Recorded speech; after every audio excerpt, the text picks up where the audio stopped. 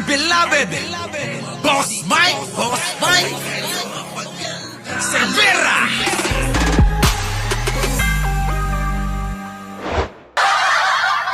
Nako mga kababayan ko, grabe ito. Oo.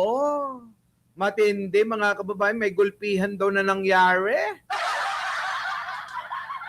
Ginulpi daw si Cabral, mga kababayan. Oo, kaya siguro naumpog yung ulo. Kaya siguro nasiraan, tumalon.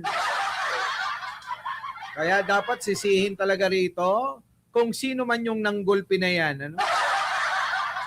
Sipag ko, Alicia Duran, alam mo naman, naghahabol tayo. Diba? Oo. Bukas, last day na, Uy, hindi naman ako maiinggit sa mga yan. Eto na! Bago natin ito umpisan, mga kababayan ko, isang like naman dyan, Dali na! Grabe ito, matindi, no? Ang tindi-tindi na nangyari. Binugbog daw si Cabral, Totoo ba? Tapos ninakaw daw yung mga files. Oo. Pinilit daw. Nako, merong saksi Oo, saksi Naku, putukan. Huwag mo ang kino-comment yung putukan na yan, Catherine Galpo, Oo, parang gusto kong i-end tuloy itong live natin at magpapaputok na lang. Yun na. Tama na kalokohan, Boss Mike, Oy, mag-like na kayo. Oo, grabe yung silibiste. Oo, kita mo pati matanda, no? Oo, ano yun? Ginulpi ba talaga o baka naman kung anong ginawa ron?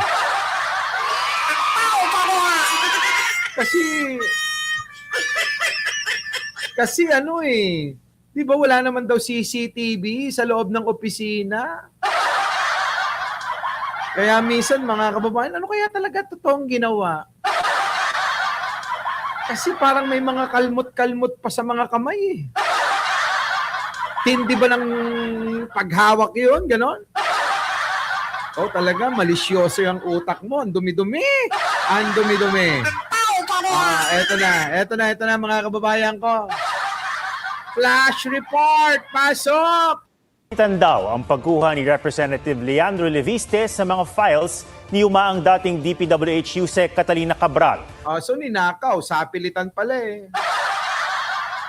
Di ba? Tama ba yon? Kapag kaninakaw, BMB Craze Rose Baby. Ninakaw? Pinilit mo di ba? Pinilit mo So kapag nang bengbang ka nang namilit ka, nakaw din yun ang tawag. Nakaw na puri. Tuloy. Ayon sa ilang staff niya na nakausap ng GMA Integrated News. Yung mga staff na yung nagpapatotoo rito, Itinanggi yan ni Leviste. May report si Joseph Moro. Yan na. So ito po yung ating highway, yung edge. Tapos yan po yung actual na ravine. Ginawa ng 3D. Ito dito tayo mas mabilis. Ang pang-aagaw umano ni Congressman Leandro Leviste Na? sa mga dokumento mula sa opisina ni dating Undersecretary Alaka. Catalina Cabral. Alaka, bakit anong ginagawa ni Leviste dyan, Oo, talagang pinuntampa. Legislative district breakdown, absolutely. Pero yung pagnakaw niya ng fans computer, walang Ayan hindi ako may sabing nagnakaw siya. Ganyan din ang sinabi ni Vince Dizon. Pagnakaw niya ng mga files sa computer. Baka sabihin nyo, Boss Mike, gawa-gawa ka na naman ng kwento. Anong nakaw-nakaw yan? Di ba, mga kababayan ko? Kahit maraming trabaho, pinakikinggan ko lang ang live mo. Ay, nako! Ang gusto ko lang naman, mapasaya kayo hanggang matapos ang bagong taon. At sa bagong taon, magbabago na ako. Di ba? Baka ang topic ko hindi na si Sara. Ang topic ko na lang, mga kababayan, si Martin Romualdez.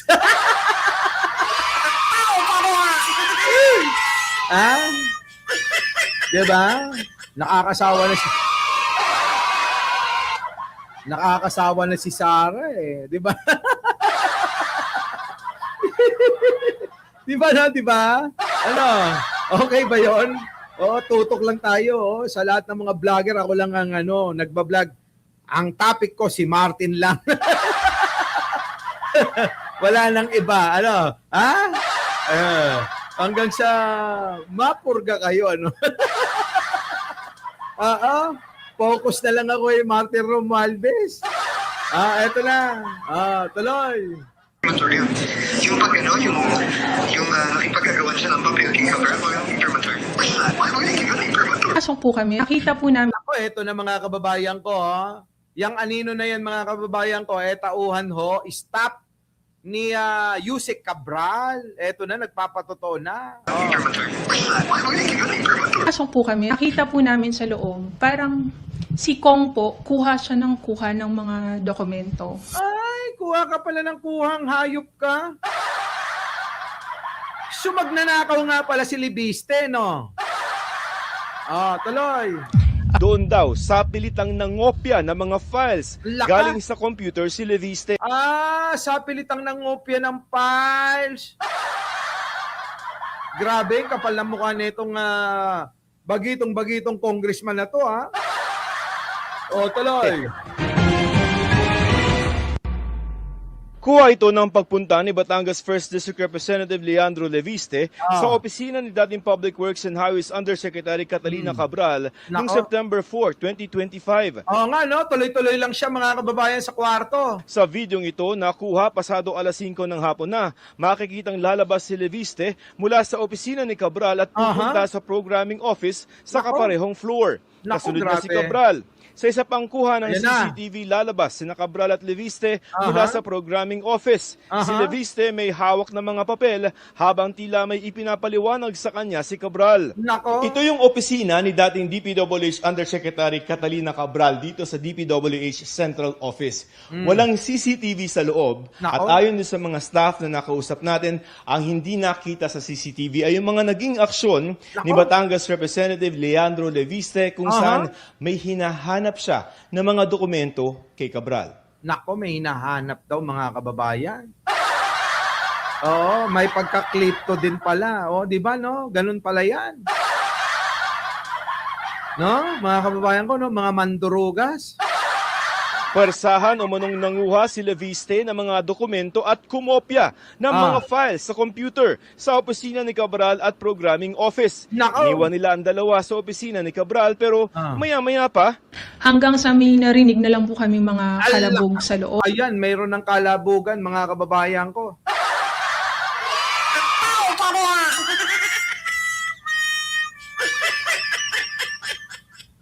Alam nyo naman, allergic ako dyan sa kalabugan sa loob ng mga kwarto. Opisina man yan o bedroom man yan, di ba? Pagka nagkakalabugan mga kababayan, kumakabog din ang dibdib ko. My God. Ano kayang ginagawa nila ron? Hindi kaya Hindi kaya, sige na, paliligayahin kita, bigay mo na. Di ba, no? Ano kaya ang nangyari doon na Catherine Galpo?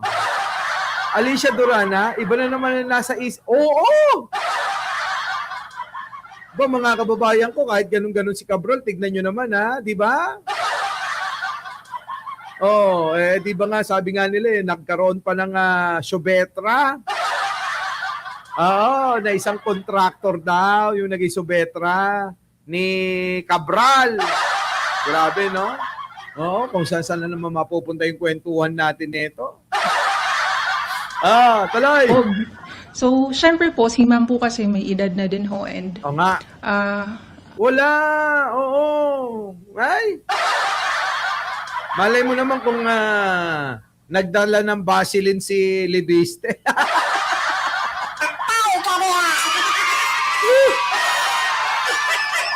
Ang dumi ng isip ko talaga, sa totoo lang. Di ba, no? Malay mo naman kung kumanta si Libiste ng lalagyan kita ng pampadulas. At sa sobrang sarap, ikay malolo ka. Mawawala ka sa sarili, kaya ibibigay mo na.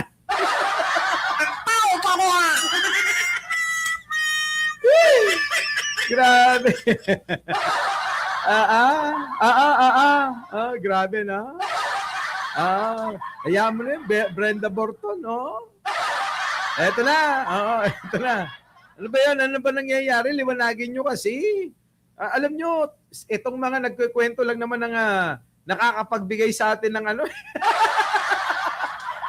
ng mga maduduming isipan no? Oo. Dumudumi ang isipan natin, mga kababayan, dahil din sa mga kwento nila. Pero mo, dalawa na lang sila sa kwarto. Oy, Ate Evangeline, last na to. 31 na bukas, last day natin bukas. Pagkatapos na ng bukas, New Year resolution natin, bawal na ang kahit na anong pagiging malisyoso, yung iba nababastusan, nagmumura tayo, wag na yun. Titirahin natin si Martin ng walang mura.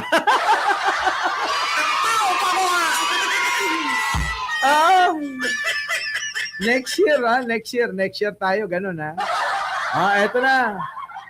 Paliwanag mo, Nene, kung ano ba talaga nangyayari dyan sa loob ng kwarto kasi. Medyo frail na din po kasi yung katawan ni Yusek, hindi, dahil sa edad niya. Pumasok po kami, nakita po namin sa loob, parang si Kong po, kuha ng mga dokumento. Hala ka? Hawak niya po yung phone niya.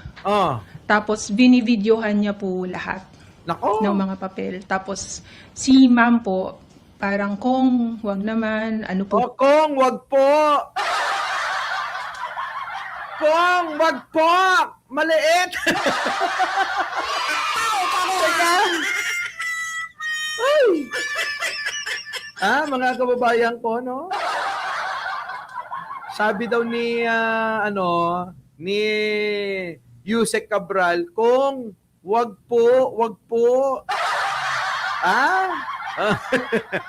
Di ba, no? Ito na. Bang kailangan nyo, prepare naman na. Grabe. Tapos, that was the time na medyo tumataas na po yung boses ni Kong. Ang sabi niya po na, bakit may tinatago ba kayo? Ano to? Ay, grabe, no, mga kababayan ko, no? Siya pa yung galit. Bakit? May tinatago ba pa kayo? Sabing ganon. Public documents lahat to. Dapat hindi nyo to tinatago sa akin. Dapat Public document daw to. Oo, kailangan hindi nyo tinatago sa akin. Congressman ako. binibigay niya sa akin. May isang pagkakataon ding nasugatan si Cabral dahil sa pakikipag-agawan ng dokumento kay Leviste. Halak ka talaga naman, oh. Sinaktan yung matanda, kaya yan, oh, na sumama loob, tumalon.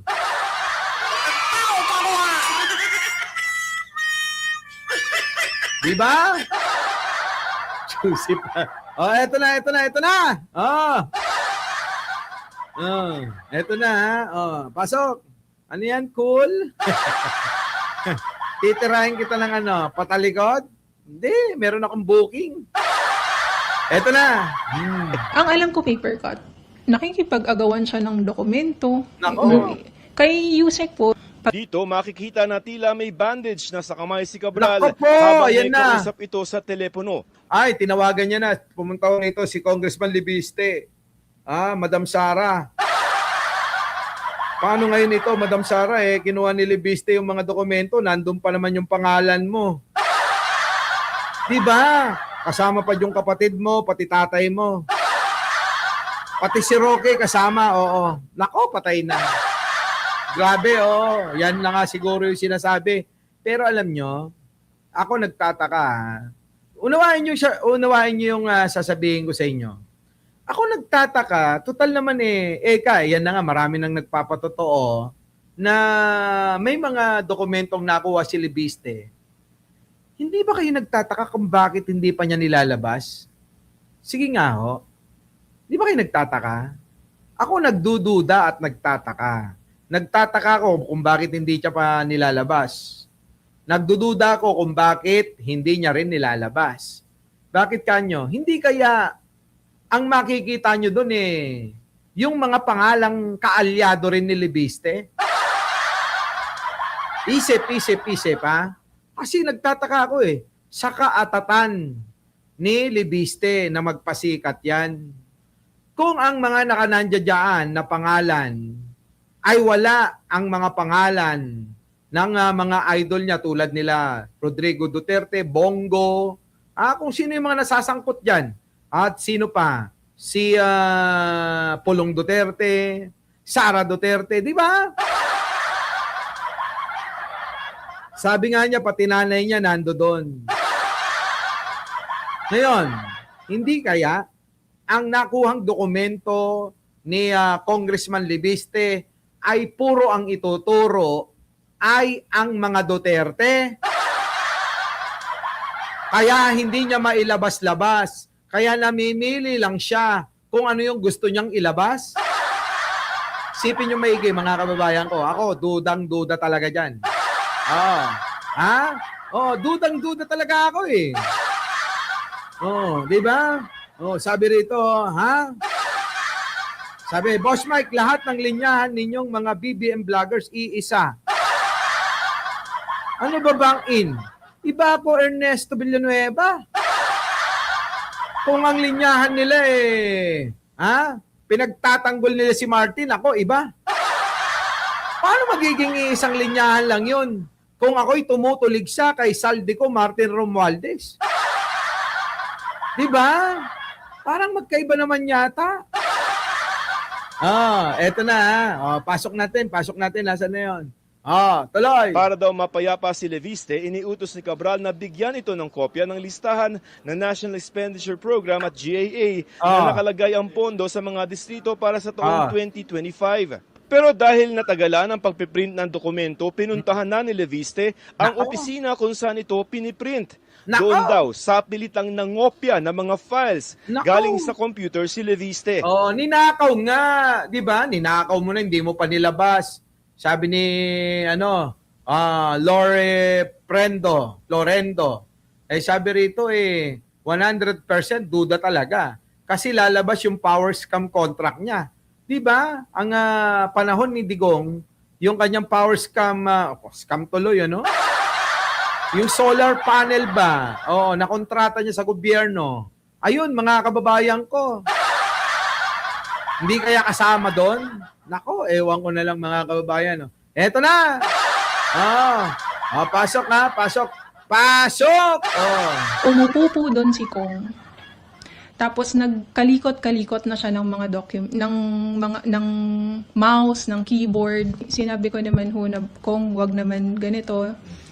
Umabot pa nga po ako sa point na sabi ko, Kong, empleyado lang kami, baka pwedeng wag naman kami idamay. Nakikita ko na po si Ma'am nanginginig na siya, tapos tumitingin siya sa amin. Ala, talagang tinakot ni Libiste. Talagang Leonora Brown, talagang tinutukan niya ng husto. Tinutukan ko, gumaganong-ganon siguro si Libiste. Jejimon yun Tinutukan ko, pinasok ko, and boy, walang please.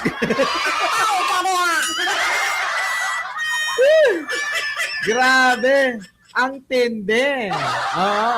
Tuloy. Na lamang daw si Leviste nang dumating si Cabral. Pasado 6:00 ng gabi, umalis si Leviste sa DPWH.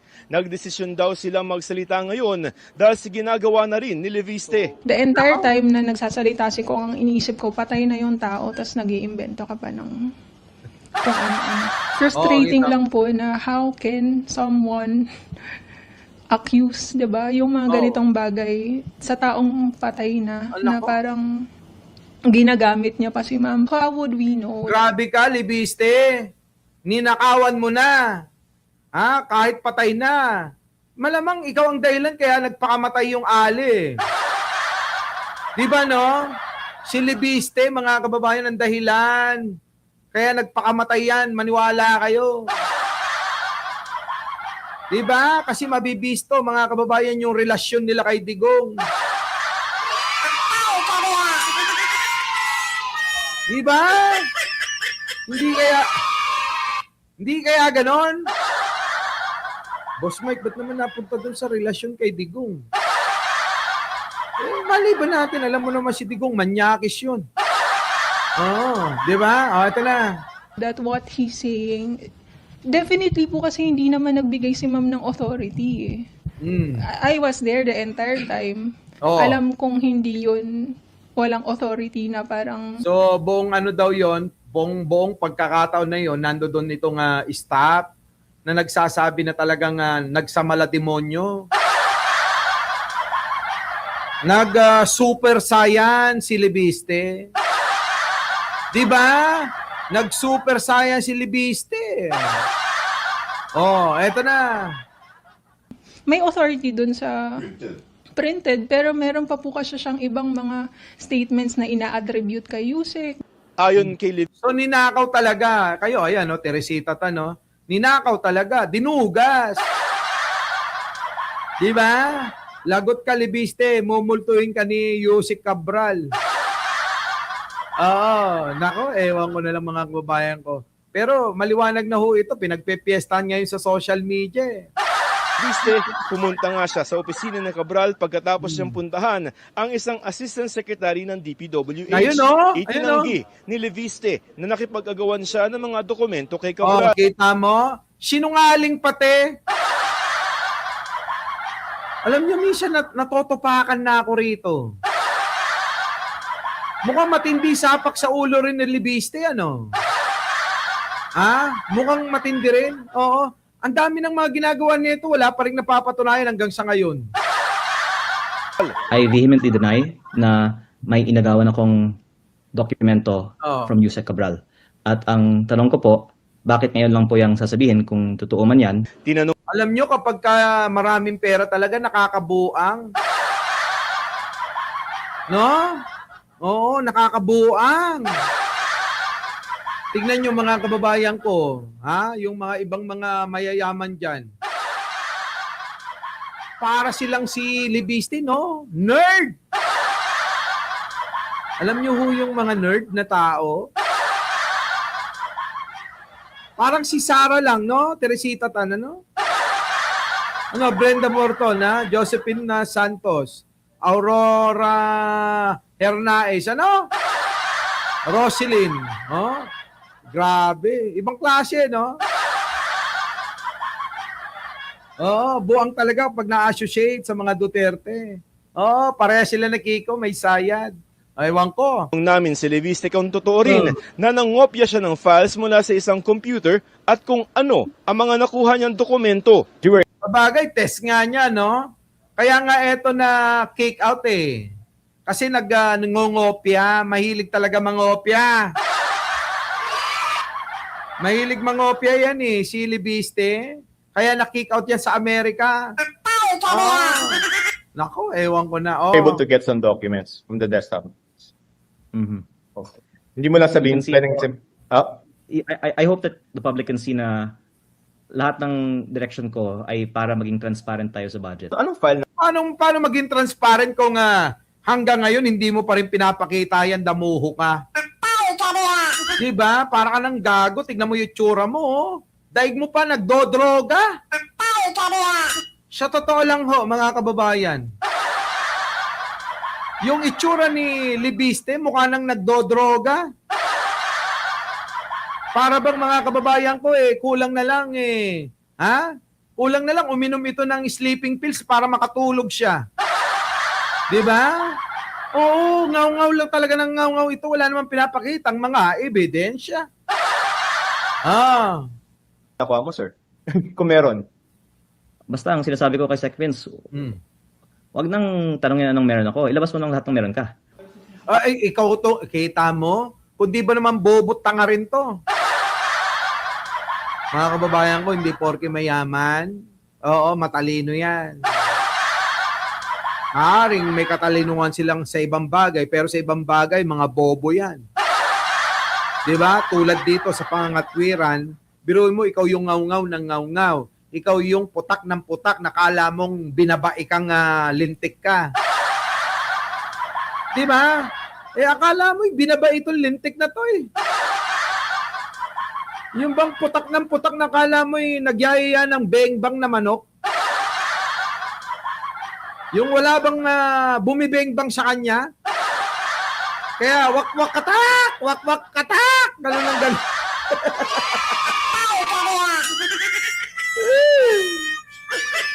Di ba, no? Parang yung ano, no? Yung manok na ano, wak-wak, wak-wak katak! Wak-wak! Putik. Diba? Kamukha niya din. Kamukha din nga ni Meow Meow. Ispatan mo. Baby Nunez, thank you ha. Diba, no? Grabe to si, ano eh. Oo, putak lang ng putak. Ang mga ginawa daw niya sa opisina ng Cabral, may basbas ni DPWH Secretary Vince D. Nako, itinuro ka na ngayon. Paano ka na, Vince Dizon? Ikaw pala eh. Kaya ako, dudang-duda sa'yo eh. Binasbasan naman pala. Sabi ni, ni Libiste. Binasbasan ako, ni Vince Dizon. Bang klase, At hindi rin daw niya ginagamit lamang si Cabral. All of this was with the authorization of Sec Vince. Kasi muli, andun nga po si Yusek Cabral. Yeah. Na on phone naman si Sec Vince. Wala naman nagsabi sa akin na huwag mong gawin yan. Bagay na itinanggi ni Dizon. Ayan na, itinanggi, itinanggi mga kababayan ko. Iba na ngayon yung sinasabi ni Libiste at ni Dizon. Sino ba totoo sa kanila? Mag-boxing na lang kayo. Legislative District Breakdown? Absolutely. Legislative District Breakdown. Absolutely. Pero yung pagnanakaw niya ng mga files sa computer, walang imprimatur. Yung nakipag-agawan siya ng papel kay Cabral. Walang imprimatur. Yun. Of course not. Why would I give that imprimatur? Grabe, no, mga kababayan ko. So, ibig sabihin, baka naman na-misinterpret niya na pinayagan siya na pumunta kay Cabral pero hindi pinapayagan na magnakaw ka ng mga files. Grabe, no? Matindi. Our beloved Boss Mike Cervera.